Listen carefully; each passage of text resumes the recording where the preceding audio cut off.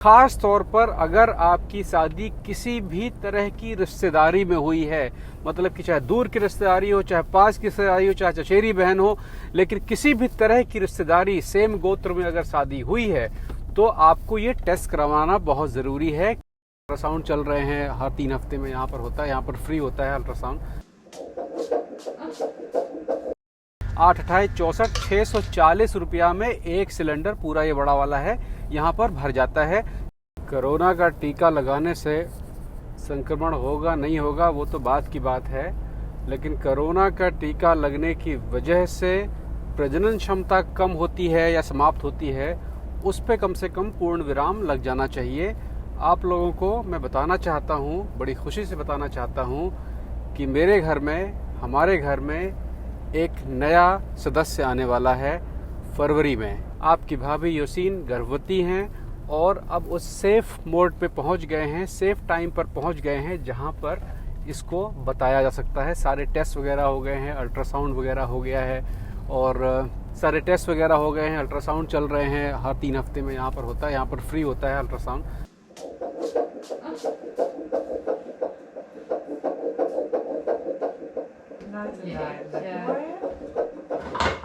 Corona का टीका लगने से किसी भी प्रकार की प्रजनन क्षमता पर कोई भी असर नहीं पड़ता है। और हमने तो भैया वैक्सीन के अलावा कोरोना के सब तरीके के नजले अपने ऊपर डाल लिए हैं कि पहले बनाया हुआ वायरस, उसके बाद टेस्ट वाला टीका, उसके बाद असली वाला टीका, उसके बाद फिर अस्पताल में 20 मरीजों को देखना और उसके बाद में फिर संक्रमण कराना डेल्टा से, और उसके बाद में उसकी दवा लेना, सब करा लिया और उसके बाद भी हमारे घर में संतान आ रही है। इसका मतलब बिल्कुल ये साबित है कि टीके से या कोरोना से बच्चों के ऊपर कोई फर्क नहीं पड़ता है। NIPT निप टेस्ट भी हो गया है। निप टेस्ट के बारे में आपको बताना है, आप लोग, खास करके वो लोग जिनकी शादी होने वाली है या जिनकी शादी हो चुकी है, और वो महिलाएं जिनकी उम्र 35 से ऊपर है। खास तौर पर अगर आपकी शादी किसी भी तरह की रिश्तेदारी में हुई है, मतलब कि चाहे दूर की रिश्तेदारी हो, चाहे पास की रिश्तेदारी हो, चाहे चचेरी बहन हो, लेकिन किसी भी तरह की रिश्तेदारी सेम गोत्र में अगर शादी हुई है तो आपको ये टेस्ट करवाना बहुत ज़रूरी है, क्योंकि इस टेस्ट से पता चलता है कि आपके बच्चे में जो मुख्य 3 कमजोरियां हैं, मंदबुद्धि होना, जल्दी मृत्यु होना, या फिर उसकी मसल्स का ठीक से ना काम करना, ये जो 3 चीजें होती हैं ये कई वजहों से आ सकती है, इस दवा से, इस इन्फेक्शन से, फलाने से, ढिमाके से, उम्र से, लेकिन सबसे ज्यादा जो आता है वो आता है अगर रिश्तेदारी में, मतलब कि लड़की आपकी दूर की कहीं की बहन लगती है तो ये समस्या आ सकती है। निप टेस्ट क्या होता है? 10 से 16 हफ्ते के बीच में, मतलब कि गर्भवती होने के 10 से 16 हफ्ते के बीच में टेस्ट किया जाता है और माँ की मुख्य धमनी से थोड़ा सा खून निकाला जाता है, क्योंकि जब 10 से 16 हफ्ते की माँ गर्भवती हो जाती है तो उसके खून में बच्चे का जो क्रोमोसोम होता है उसका रिफ्लेक्शन रहता है, तो उस माँ के खून से बच्चे का क्रोमोसोम निकाला जाता है। उस जरा से एक बूंद खून में मिलियंस, करोड़ों में क्रोमोसोम्स होते हैं। क्रोमोसोम क्या होता है? क्रोमोसोम भैया सीधा सीधा आपके शरीर की चाबी है, मेन सुपर कंप्यूटर है कि आपकी नाक कैसी बनेगी, आपकी आंख कैसी होगी, पापा ऐसी होगी, और दांत मम्मी जैसे होंगे, जबान दादी ऐसी होगी, और फलाना ढिमाका, मतलब कि पूरा का पूरा शरीर जो आपका किस तरह से धीरे धीरे बनना बढ़ना है, उसका समीकरण, उसकी चाबी सीधे सीधे उसी में रखी रहती है। आम तौर पर प्रकृति गर्भावस्था के समय बिल्कुल देख लेती है, ठीक से तय कर लेती है कि सब बिल्कुल सही जा रहा है कि नहीं जा रहा है। अमूमन क्रोमोसोम जो होते हैं बिल्कुल सही होते हैं, लेकिन कभी कभी गड़बड़ हो जाती है, खास तौर पे अगर लड़के और लड़की एक परिवार से आते हैं तो वहां पर गड़बड़ हो जाती है। भले ही बहुत दूर की रिश्तेदारी हो कि मौसी की बहन की पतोह की कोई लड़की से शादी हुई है, चाहे उससे हुई हो, चाहे अपने चचेरी बहन से हुई हो, बात बिल्कुल एक है। अगर रिश्तेदारी में शादी होगी तो हो सकता है ये गड़बड़ हो जाता है, उसमें कभी कोई एक क्रोमोसोम ज्यादा हो जाता है या कहीं एक कम हो जाता है, उससे पूरी की पूरी जिंदगी जो है वो पलटी खा जाती है। तो खास तौर पर निप टेस्ट में देखा जाता है क्रोमोसोम नंबर 21, 13 और 18। 21 सबसे जरूरी होता है। 21 का मतलब अगर उसमें कोई कमी बेसी होती है तो बच्चा मंद बुद्धि होता है, मतलब कि वो जो डाउन सिंड्रोम्स होते हैं, जो मंद बुद्धि बच्चे आपने देखे होंगे, वो 21 नंबर वाला जो क्रोमोसोम होता है उसमें गड़बड़ी की वजह से होता है। सबसे जरूरी वही चेक करना होता है। 13 और 18 ये भी बहुत जरूरी हैं। लेकिन इसमें बच्चा मंद बुद्धि नहीं होता है, उसकी आयु कम होती है। आयु का मतलब कि उसके शरीर का कोई ऑर्गन ठीक से काम नहीं करेगा या उसकी जो मसल्स हैं वो एक उम्र के बाद काम करना कम हो जाएंगी और धीरे धीरे वो मृत्यु की तरफ चला जाएगा। ये भी हो सकता है कि बच्चा पैदा होते ही मर जाए, मतलब कि उसकी आयु बहुत ज़्यादा नहीं होती। इसलिए ये 3 जरूरी चेक किए जाते हैं और उसके बाद माँ बाप को बता दिया जाता है कि भैया इन तीनों में से अगर कोई कहीं पे समस्या है तो आगे क्या करना है। यहाँ पर गर्भपात जो है वो कानूनन अपराध है। यहाँ पर गर्भपात नहीं कराया जा सकता है जब तक कि कोई मेडिकल रीजन ना हो, मतलब कि अगर इन तीनों में से कोई पॉजिटिव है तब तो सरकार और न्याय व्यवस्था गर्भपात की इजाजत देगी। उसके अलावा यहाँ पर गर्भपात की इजाजत नहीं है जब तक कि कोर्ट न डिसाइड करे। तो यहाँ पर गर्भपात अमूमन नहीं कराए जाते हैं। बहुत जरूरी जानना यह भी है कि जो डाउन सिंड्रोम्स, मतलब कि जो मंद बुद्धि वाली समस्या है, वो किन उम्र की महिलाओं के बच्चों में ज्यादा होती है। देखिए, अगर महिला नौजवान है, 30 से कम उम्र की है, तब तो ये समस्या 500 में कहीं एक में होती है। लेकिन जैसे जैसे उम्र बढ़नी शुरू होती है ये समस्या बढ़ती चली जाती है। जब उम्र, लड़की की उम्र अगर 35 के आसपास है तब ये मंदबुद्धि वाली समस्या 250 में एक हो जाती है। अगर उम्र 40 के ऊपर है तो ये समस्या बहुत ड्रामेटिक रूप से बढ़ जाती है, मतलब कि हर 65वें बच्चे में एक मंदबुद्धि होगा। और अगर महिला 45 के आसपास में है तो ये 16 में एक, मतलब कि हर 16वें में एक बच्चा मंदबुद्धि होगा।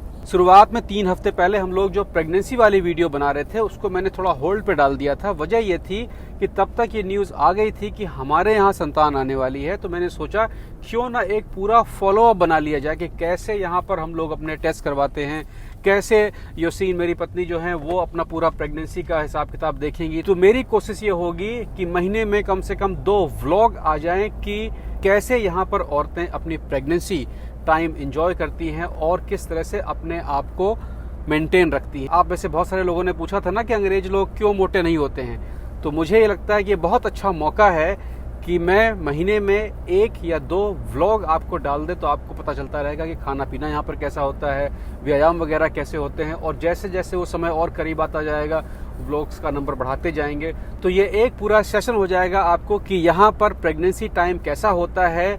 और चूंकि मेरी पत्नी, उनका गोल ये है कि वो नॉर्मल डिलीवरी चाहती हैं, तो नॉर्मल डिलीवरी के हिसाब से अपनी तैयारी भी कर रही हैं। तो वो तैयारी जो होती है वो कैसे निपटानी है वो फिर आपको दिखाते हैं। तो ये आज का एपिसोड था, थोड़ा सा अलग था, शायद आपने कुछ नया सीख लिया हो। जाते जाते 2 सवाल लेते हैं, अच्छे सवाल हैं।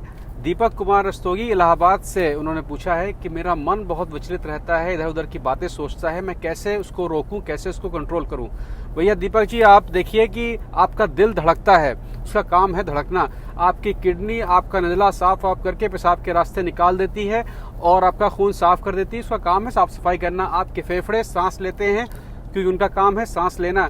आप मुझसे पूछ रहे हैं कि कोई ऐसा रास्ता बताइए कि मेरी किडनी काम करना बंद कर दे, या ऐसा कोई रास्ता बताइए कि मेरे फेफड़े काम ना करें। आप मुझसे कह रहे हैं कि मेरा दिल धड़कना जब मैं चाहूँ रोक लूं, जब चाहूँ चला लूं। भैया दिमाग का काम ही है सोचना, मतलब कि आप चाहते हैं कि आपका दिमाग सोचना बंद कर दे। आपका सवाल जो आप कह रहे हैं, मैं बात को समझ रहा हूँ, इसलिए मैं उसी बात पर आ रहा हूँ कि आपके दिमाग का काम है सोचना। लेकिन जब वो सोचना आपके कंट्रोल से बाहर हो जाता है तब वो आपको परेशान करना शुरू कर देता है। जैसे मैं आपसे पूछूं कि दीपक जी जरा मुझे बताइए कि जब आप 15 साल के थे, इंटर में पढ़ रहे थे, उस समय की फला घटना मुझे आप बताइए। तो आप अपने दिमाग की फाइलों में एक बिल्कुल फोकस डाल के वो घटना खींच के लेके मुझे बता देंगे। उस समय आपके दिमाग में इधर उधर की कोई बात नहीं आएगी, क्योंकि आपका जो फोकस है, आपकी जो टॉर्च है, वो सीधे उसी जगह पे पड़ रही है जिसको आप खोज रहे हैं। जब आपका दिमाग इधर उधर की बातें सोचता है तो वो टॉर्च जो होती है वो इधर उधर चल रही होती है। तो दिमाग को सोचने से रोकना संभव नहीं है, लेकिन उस टॉर्च को रोकना, उस टॉर्च को कहाँ डालना है वो संभव है। लेकिन उसके लिए आपको मेहनत करनी होगी, आपको ध्यान पक्का लगाना होगा कि आप क्या जानना चाहते हैं। कभी किसी और दिन मेडिटेशन की बात करते हैं, उससे आपको एक आइडिया मिल जाएगा कैसे क्या होता है। लेकिन आप एक पुराना एपिसोड है कि अपनी आदतें कैसे बदलें, उसको आप देखें तो आपको शायद बड़ा उससे आराम मिलेगा। और एक सवाल और है, सवाल पूछा गया है कि आंखों का तिरछापन आंखों का तिरछापन मैंने आपको 2-1 बार जवाब भी दिया है कि जल्दी मैं बनाऊंगा इस प्रोग्राम पर, क्योंकि मेरे यहाँ पे कुछ मरीज आ रहे हैं, मैंने उनसे इजाजत मांगी है क्या मैं उनका वीडियो बना सकता हूँ। आंखों का तिरछापन जो होता है वो मसल्स का डिसऑर्डर होता है। अगर बच्चा 5 साल तक का है तब तक वो एक्सरसाइज से अपने आंखों का तिरछापन सही कर सकता है। 5 साल के बाद ऑपरेशन की जरूरत पड़ सकती है, लेकिन इस पर भी मैं विशेष जानकारी आने वाले समय में आपको बताऊंगा।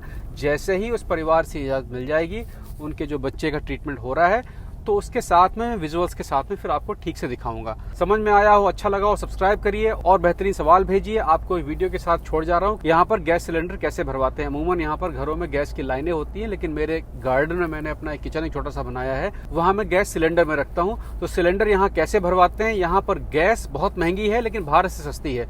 मतलब कि जो कीमत यहाँ पर है, यहाँ के लोगों को बहुत महंगी लगती है और उसके लिए सरकार की बड़ी किरकिरी भी होती रहती है। एक सिलेंडर भरने की कीमत यहाँ पर है 8 यूरो। 8 का मतलब हुआ कि 8 गुणे 80, 8 अठाई 64, 640 रुपया में एक सिलेंडर पूरा ये बड़ा वाला है यहाँ पर भर जाता है, जिसमें सरकार के अपने लगभग 20% के टैक्स भी हैं। उसके ऊपर दबाव पड़ रहा है कि भैया गैस में खाने पीने की चीज के लिए काहे के लिए टैक्स लगा रहे हो यार, तो शायद वो टैक्स भी हटेगा।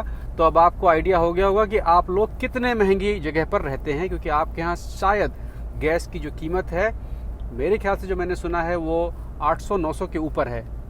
आज का यहीं तक, फिर मिलते हैं। जाते जाते सब्सक्राइब कर जाइए, भावनाओं में मत बहिएगा। फिर मिलेंगे अगले हफ्ते और प्रेगनेंसी की पूरी सीरीज आने वाली है। ऑलराइट।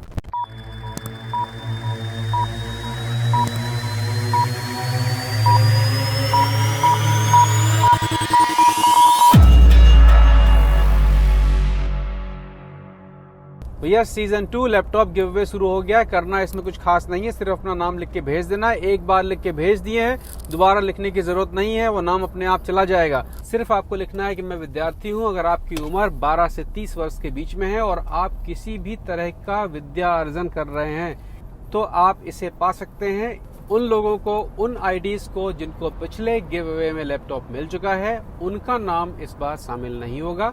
बाकी सबका वेलकम है।